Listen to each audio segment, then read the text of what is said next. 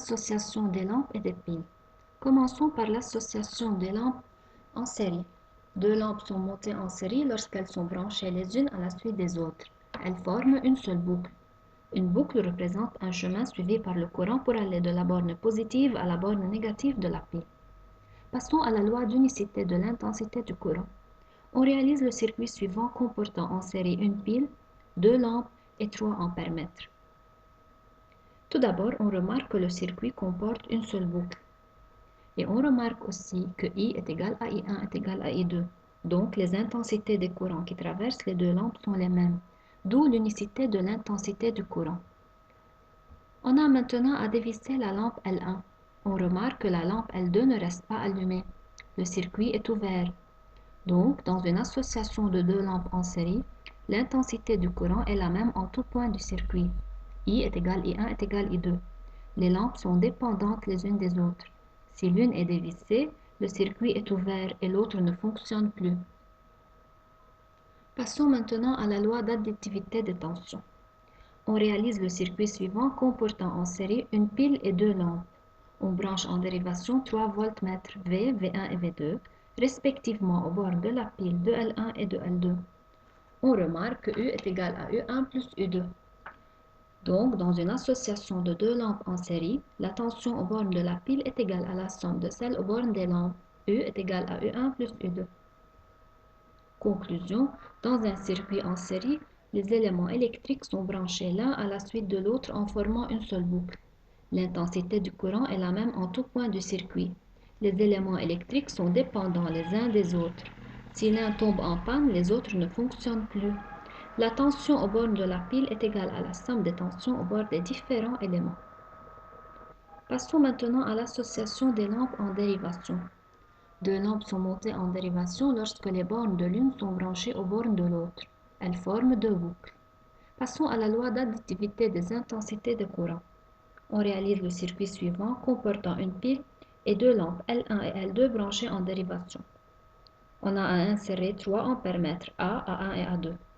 A dans la branche principale contenant la pile, A1 dans la branche contenant L1 et A2 dans la branche contenant L2. On remarque que le circuit comporte deux boucles et on remarque aussi que I est égal à I1 plus I2. On a maintenant à dévisser la lampe L1. On remarque que la lampe L2 reste allumée.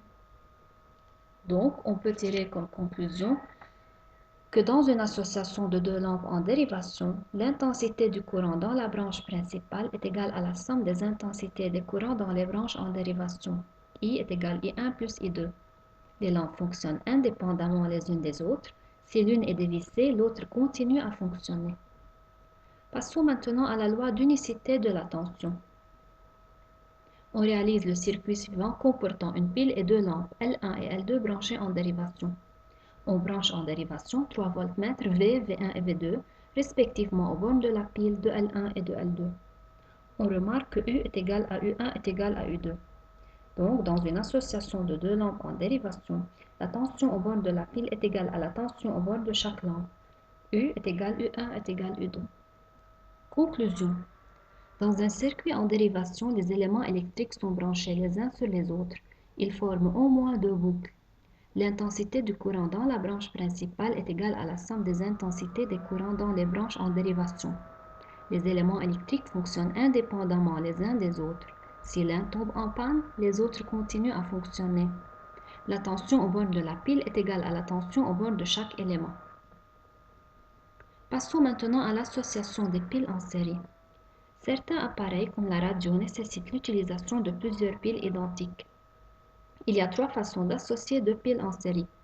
La première, la borne positive de l'une est reliée à la borne négative de l'autre. La deuxième, la borne positive de l'une est reliée à la borne positive de l'autre.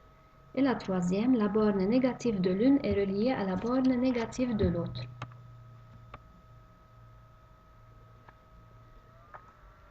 On dispose d'une pile ronde de tension E1 est égale à 1,5 V et d'une autre plate de tension U2 est égale à 6 V.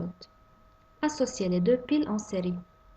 Est-ce que les deux piles sont-elles associées en concordance ou en opposition? En concordance. Quelle est la valeur de la tension U mesurée par le voltmètre? On remarque que U est égal à 7,5 volts. Établir alors la relation entre U, U1 et U2. On remarque que U est égal à U1 plus U2. Permutez les bornes de la pile ronde dans le montage précédent pour avoir le montage suivant. Les deux piles sont-elles associées en concordance ou en opposition? En opposition. Quelle est alors la valeur de la tension U mesurée par le voltmètre? U est égal à 4,5 volts. Établir alors la relation entre U, U1 et U2. On remarque que U est égal à U2 moins U1. Conclusion, la tension au bord d'un ensemble de deux piles en série et en concordance est égale à la somme de leurs tensions. La tension au bord d'un ensemble de deux piles en série et en opposition est égale à la différence de leurs tensions.